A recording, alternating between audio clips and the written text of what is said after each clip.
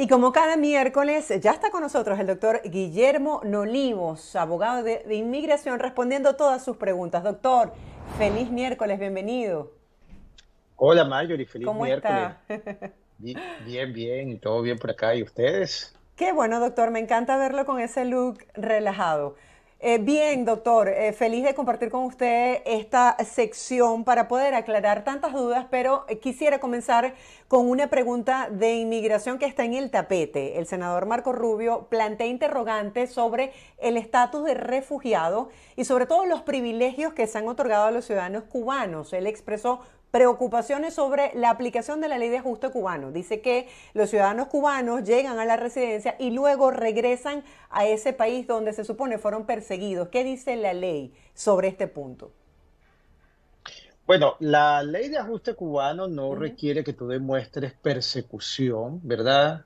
Desde Cuba para tú poder obtener la residencia en Estados Unidos. Simplemente la ley lo que requiere es que tú seas una persona cubana, nacido en Cuba o descendientes de cubanos con partida de nacimiento emitida por los organismos correspondientes en Cuba y que hayas entrado legalmente a los Estados Unidos, luego transcurrir un año y un día para poder entonces obtener la residencia permanente por medio de la ley del ajuste cubano. ¿Ok?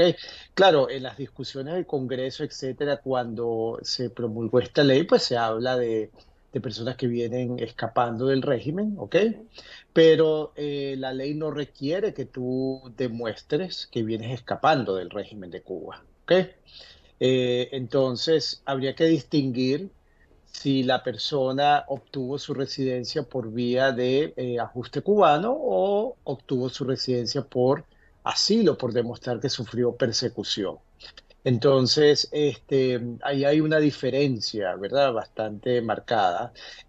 Por en ninguna sección de la ley dice que causa de revocación de la residencia sería el ver que la persona ha regresado a Cuba, ¿verdad? O que si la persona ha regresado al país de persecución. Las regulaciones no establecen pues que esto sería una causa de revocación de residencia. Sin embargo, los oficiales de puertos y aeropuertos tienen mucha discreción a quién pueden dejar entrar al país y existe pues un principio en donde si usted obtuvo su residencia por asilo, ¿verdad? Porque usted alegó que sufrió Ujú. persecución en su país de origen y luego va a ese país de origen nuevamente como residente de los Estados Unidos, entonces existiría una presunción de que usted ya no tiene miedo de vivir en ese país y por lo tanto el oficial en el aeropuerto pudiese ponerle un procedimiento de remoción para que le revoquen su residencia, pues ya usted no tiene miedo de vivir en su país de persecución. Claro, entiendo, hay Entonces, una clara diferencia entre la ley de ajuste cubano y lo que significa un asilo político. correcto. Sin embargo, claro, la ley de ajuste cubano existe debido a que personas vienen huyendo supuestamente del régimen castrista, del régimen cubano, de Revolución Cubana. Pero no hay nada en la ley que diga, bueno, si usted regresa a su país de persecución, a Cuba, entonces se le revocará la residencia, pero también existe un principio en donde los oficiales de puertos y aeropuertos tienen una discreción bastante amplia para determinar si dejan entrar a alguien o no, o si pueden poner a alguien un procedimiento para revocarle su residencia. Obviamente las personas pueden defenderse en la corte, ¿verdad? Y entonces que el juez los oiga para determinar en verdad si eso es viable o no, que les eliminen, pues le quiten su residencia. Claro, porque pareciera un contrasentido que si salgo de mi país por la persecución de una dictadura, yo luego de obtener el estatus de residente estadounidense, viaje con frecuencia a ese mismo país de donde salí buscando refugio. Correcto, y ese es el principio que está detrás de la ley de ajuste cubano. Entonces vamos a ayudar a todas estas personas que vienen huyendo de este régimen, entonces para que vivan aquí en Estados Unidos. Luego estas personas empiezan a regresar a Cuba frecuentemente, a tener relaciones comerciales con Cuba. Entonces, cuál es el miedo que tienen de, por qué huyen de Cuba, cuál es la persecución, entonces que dicen haber sufrido, ¿ok? O se entiende que esta persona ha sufrido y por eso la ley de ajuste cubano. Entonces causa dudas en verdad si estas personas vienen huyendo o es simplemente que ya esta ley lo que se ha convertido pues en un favoritismo a cierta clase de extranjeros, entonces aparentemente no tienen que explicar ya si tienen persecución o no tienen persecución, simplemente entran y si entran legalmente al año y un día pues pueden obtener la residencia permanente. Entonces me imagino que lo que el senador está tratando de hacer es quizás llamar la atención a ver si hay una actualización en la ley, si se investigan estos casos de personas que a lo mejor tienen relación con el régimen cubano y viven en Estados Unidos ahora. Y es válido, o sea, todo eso para la seguridad Claro. interna de Estados Unidos es muy válido.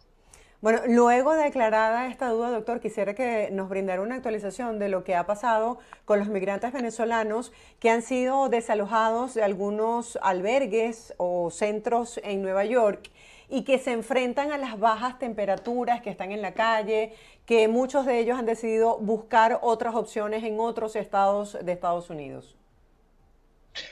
Bueno, claro, acuérdate que la semana pasada hablamos de este tema también, Ujú. ¿verdad? De, Sí. de cuáles eran los derechos que tienen los migrantes en relación a tener vivienda Ujú. y hemos hablado de que no hay derechos consagrados, ¿verdad? En donde un inmigrante puede exigirle al gobierno que le dé una vivienda, ¿ok? Sí. Esto depende de los gobiernos locales, de las regulaciones existentes para atender necesidades de personas sin hogar en general, ¿ok? Y los estados tienen recursos muy limitados porque dentro de los estados mismos hay personas que no son extranjeros y tienen problemas de vivienda. Entonces, eh, para los migrantes que se están enfrentando ahora con estos cambios en el clima, que son muy normales, ¿verdad? Para Ujú. eh, los que vivimos en cuatro estaciones. Sí, es una situación difícil para una familia, una persona que está Sí. enfrentando un cambio en el clima, pero no tienen derecho a exigirle al gobierno que les dé una vivienda, ¿no? Les provea una vivienda. Entonces, tienen que tomar las medidas necesarias para asegurarse su propia vivienda. Claro, entiendo, porque estos son albergues temporales y bueno, Correcto. es una situación difícil. Gracias, doctor, por aclarar este tema. Vamos a comenzar con las preguntas de los televidentes y entrando en materia nos escriben lo siguiente. Yo entré por la frontera y tengo una hija americana. ¿Ella puede hacer mi petición en la ciudad de Nueva York? Muchas gracias, doctor. Buenos días, gracias por su pregunta. Sí, su hija puede iniciar una petición, ¿verdad? Desde la ciudad de Nueva Ujú. York. El problema va a ocurrir cuando usted quiera solicitar la residencia permanente, porque al no haber entrado usted legalmente, sino entró por la frontera, usted no va a poder solicitar la residencia permanente dentro de Estados Unidos. Va a tener que salir a su país de origen, ¿ok? Y desde allí continuar el trámite para que le otorguen la residencia permanente y se va a enfrentar entonces con un problema que es que al haber entrado ilegalmente y quizás ya ha pasado más de un año ilegal en los Estados Unidos, usted si sale del país no va a poder regresar por 10 años. Entonces su caso es bastante delicado, aunque su hija puede solicitarla, la puede pedir, va a llegar un momento en que ese proceso se va a ver, no va a poder avanzar porque usted no va a poder salir, Claro. porque no va a poder pedir un perdón para que la dejen regresar. Entonces, tiene que consultar con un abogado a ver qué otras opciones viables existen, ¿verdad? Que pueda explorar para entonces ver si usted califica, entonces irse por otra opción. Claro, entiendo. Doctor, seguimos compartiendo los testimonios. Nos dicen, yo quiero saber si es posible que pueda congelar mi solicitud de asilo y quedarme solo con TPS. Yo soy venezolana y tengo mi primera cita en corte en el mes de mayo del año 2024, pero quiero congelar y no tener que pagar abogado para solicitar la congelación del caso de asilo. ¿Esto es posible? Bueno, eso todo se logra con las conversaciones que uno tenga con el abogado del gobierno, ¿ok? Generalmente se necesita representación legal, ¿verdad? Para Ujú. saber plantear esto y lograr una respuesta del gobierno.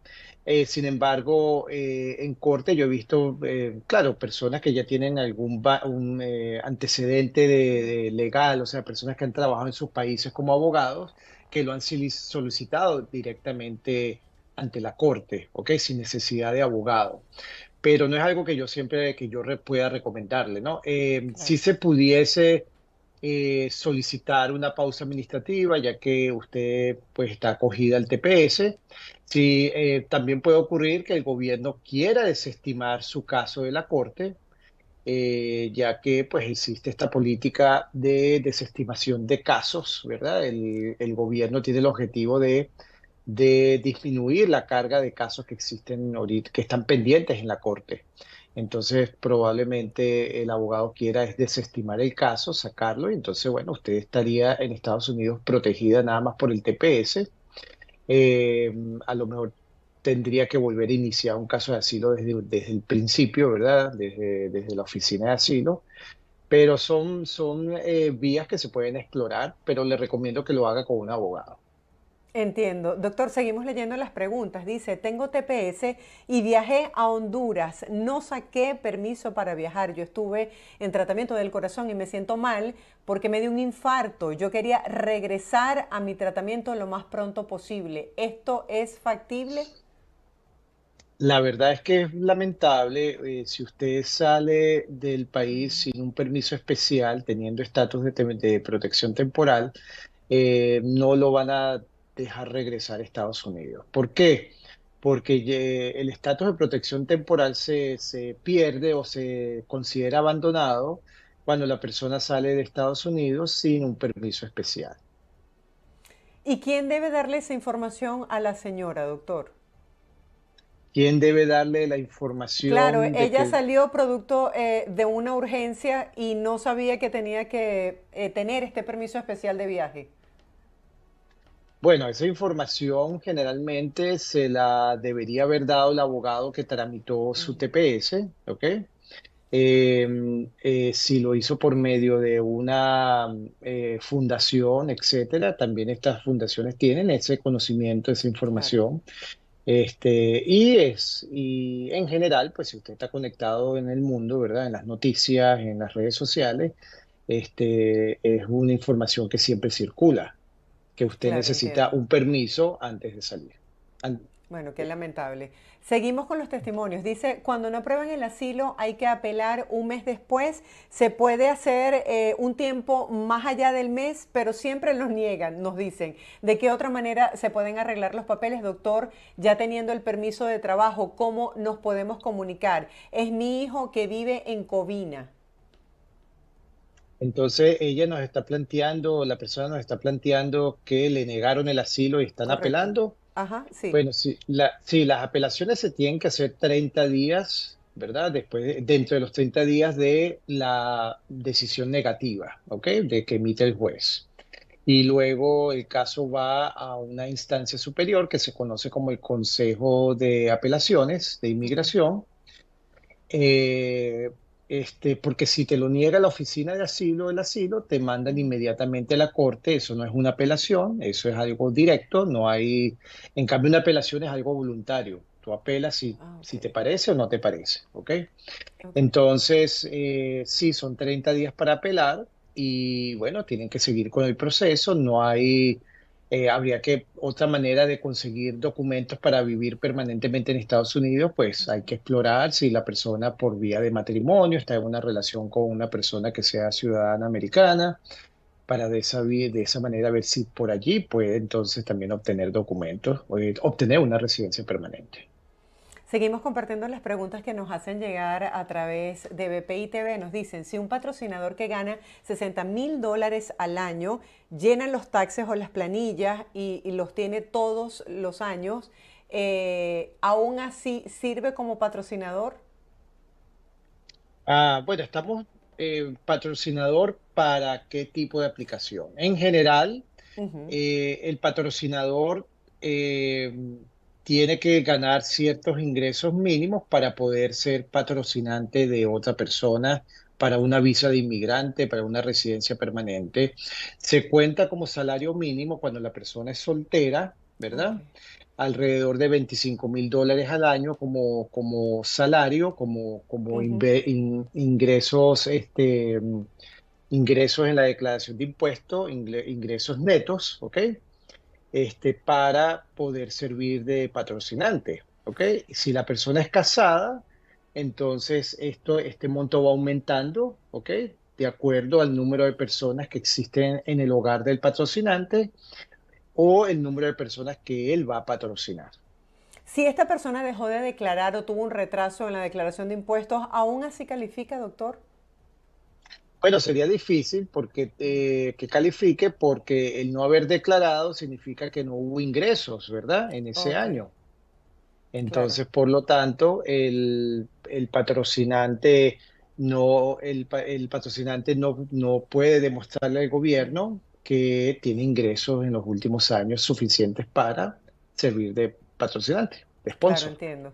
Dicen Ujú. así, yo me quedé por la pandemia con visa de turista, doctor. Quiero una aplicación que puedo hacer, soy de la tercera edad. Se quedó después de la pandemia con Sí. visa de turista. Ujú. Bueno, lamentablemente usted se quedó ya sin estatus en Estados Unidos y no va a poder obtener otro tipo de visa, ¿verdad? Dentro de Estados Unidos, otro tipo de estatus, porque ya está fuera de estatus. Doctor, ¿y La con el pandemia, TPS no puedo optar el TPS? si es venezolana, sí, por supuesto, Ujú. claro. Ah, ok, claro. Ella puede acogerse no solamente al TPS actual, sino también pudo haber hecho el TPS inicial, ¿ok? Lo que pasa es que no sabemos si la persona es Sí, venezolana no lo o no. especificó, la verdad. Si No lo puede especificó, escribirlo, sí. no. Nos dice, Ujú. doctor, ¿por qué los perdones se están tardando de 2 a 3 años? ¿Podrían ser revisados antes, específicamente los de la 601-A? Guiona, sí, lamentablemente hay un retraso muy grande con esto, ¿verdad? Quizás la única manera de acelerarlo es que exista una demanda en contra del gobierno, forzando al gobierno a que se pronuncie sobre esos casos, o la persona individualmente plantee una demanda, ¿ok? En relación a su caso específico en Corte Federal para forzar al gobierno a que emita una decisión en su caso. Doctor, Juliana del Carmen Vargas nos escribe por YouTube, nos dice, buenos días, doctor, saludos, soy venezolana con TPS. ¿Puedo solicitar un permiso de viaje a Venezuela y por cuánto tiempo puedo solicitar este permiso? Hola Juliana, gracias por tu pregunta. Sí, tú puedes solicitar un permiso de viaje para salir de Estados Unidos. El permiso de viaje generalmente son por periodos cortos para que la persona vaya a cumplir algún diligencia o algo en el país donde va a ir y luego regrese a Estados Unidos. Eh, la gran mayoría de las veces estos no son permisos carta abierta de que usted puede entrar y salir cuantas veces quiera, son permisos bastante restringidos ya que por razones de seguridad Estados Unidos pues impone estos permisos de viaje de esa manera. Eh, entonces, a diferencia de los permisos de viaje de personas que van a obtener la residencia permanente, esos permisos de viaje sí son mucho más flexibles, la persona puede estar, pues, dentro del periodo que vale el permiso de viaje, puede entrar y salir numerosas veces. Entiendo. Doctor, nos escriben lo siguiente. Yo tengo mi caso con migración, pero lo canceló un juez y ahora estoy preocupado porque me dieron el permiso de trabajo hace un mes, vence el año 2028 y me gustaría saber si mi permiso es válido todavía. Muchas gracias, doctor, de antemano por la respuesta. Bueno, aquí hay disyuntivas, ¿verdad? Yo he oído abogados diciendo que el permiso permanece válido, Ok. pero bajo las regulaciones, si usted ya no tiene una aplicación, ¿verdad? Que le permita tener ese permiso de trabajo, ¿verdad? Si esa aplicación ya fue cancelada, fue desestimada, entonces no existe razón para que ese permiso de trabajo siga vigente, ¿ok? Sí, entiendo. Entonces, estoy casi seguro que en el website de inmigración habla de esto, que una vez que la aplicación que dé pie a ese permiso de trabajo haya sido desestimada, cancelada, abandonada, entonces ese permiso de trabajo, aunque dure 5 años, Ya. ya no es vigente. Entonces, ¿qué pasa? Si eventualmente esa información de que su caso fue desestimado o cancelado, como lo queramos llamar, va a llegar a inmigración y en el sistema, pues ellos anularán la validez de ese permiso de trabajo y cuando usted vaya a buscar empleo y la compañía verifique su permiso para trabajar, puede conseguirse con que ya no es válido. Sigo leyendo sus interrogantes. Nos dicen, yo soy de El Salvador, hice una petición para mi hija casada y mis 3 nietas. Me dijeron que el tiempo de espera era de 7 a 8 años, pero en realidad han sido 14 años y mi nieta mayor cumplió 26 años en julio pasado. ¿Hay alguna ley que la proteja? No queremos dejarla. ¿Qué podemos hacer? Lamentablemente, pues la nieta ya cumplió la mayoría de edad, que es los 21 años, y queda fuera de la aplicación. Ya son bastantes años, ¿verdad? De todas Sí. maneras, habría que ver si se puede amparar por una regulación existente que protege a ciertos menores cuando se introdujo una petición, ¿verdad? Entonces, si esos menores ya adquirieron la mayoría de edad, habría que hacer un cálculo, ¿verdad? En cuanto, eso está todo en las regulaciones, en cuanto es como calcularle cuál es la edad que ellos tienen legalmente para este tipo de casos para ver si todavía puede incluirse en el paquete completo de visas de inmigrante para que puedan venir a Estados Unidos. Pero si ya han pasado 14 años, Sí. ese caso yo creo que usted tiene que hablar con inmigración o hablar con su representante en el Congreso porque me parece que ya ese caso está fuera de los tiempos de procesamiento. Avanzamos, nos dicen, tengo una pareja del mismo sexo, soy venezolano, casado con un ciudadano americano hace 6 años de relación y uno de casado. Doctor, tenemos 30 años de diferencia de edad. ¿Cuáles serían evidencias asertivas para que puedan confiar en que nuestra relación es legítima? Bueno, todas las que puedas reunir, de verdad, porque estos son casos que abren la puerta para averiguaciones, investigaciones en inmigración, inclusive visitas sorpresas, ¿verdad? Por oficiales de inmigración, ya que hay una presunción de que es un matrimonio para beneficiar al extranjero y no para hacer una vida en común. ¿Qué te recomiendo que hagan? Bueno, todo lo que una pareja haría y más allá. Adquirir seguro de vida, tener un testamento, tener cuentas bancarias conjuntas. Si la persona tiene propiedades, pues entonces agregar tu nombre a las propiedades, ¿verdad? Porque estos son casos que generalmente generan una investigación mucho más profunda. Puede ocurrir que los llamen a una entrevista, muy seguramente, que los llamen a una entrevista con el oficial de inmigración, que los separen en la entrevista y a cada uno le hagan preguntas individualizadas Claro. y de manera separada y luego comparan ellos las respuestas que ustedes dieron a esas preguntas. Son casos que se ganan siempre y cuando existen las evidencias necesarias para demostrar que es un matrimonio de buena fe. Entiendo. Doctor, nos escribe un televidente y nos dice así, yo reclamé a mis hijos menores por mi asilo político. Después que su caso llegue al Centro Nacional de Visas, ¿cuál es el paso que sigue? Una vez que el caso llega al Centro Nacional de Visas, le va a llegar una comunicación a las personas involucradas, ¿verdad? Para empezar lo que sería el trámite de una visa para venir a Estados Unidos como asilado, como refugiado. Entonces, si ya han pasado más de 30 días desde que le aprobaron la I-730, entonces usted debería contactar al National Visa Center para que entonces les informe cuáles son los siguientes pasos. ¿Ok? Ok, doctor, gracias. Avanzamos con las preguntas y nos dice, mi hijo entró al país con parol, lleva ya 11 meses, doctor, y aún no llega su permiso de trabajo. Lo tramitamos el mismo día. A mí me llegó en los 5 meses y a él aún no le llega. ¿Qué puedo hacer? Bueno, es lamentable, de verdad. Es la manera como el gobierno está funcionando, sumamente desorganizada. Sí. Eh, yo le recomendaría pues hacer una queja, ¿verdad? Poner una queja con inmigración, poner una queja con el Ombudsman de HS para ver si esto hace que el permiso de trabajo de su hijo sea emitido, porque no tiene Ujú. sentido que te dejen entrar con un parol Sí. y te tengan de esos 2 años que te dan, un año sin poder trabajar por ineficacia del gobierno. Están tardando mucho, ¿verdad, doctor? La respuesta para el parol humanitario.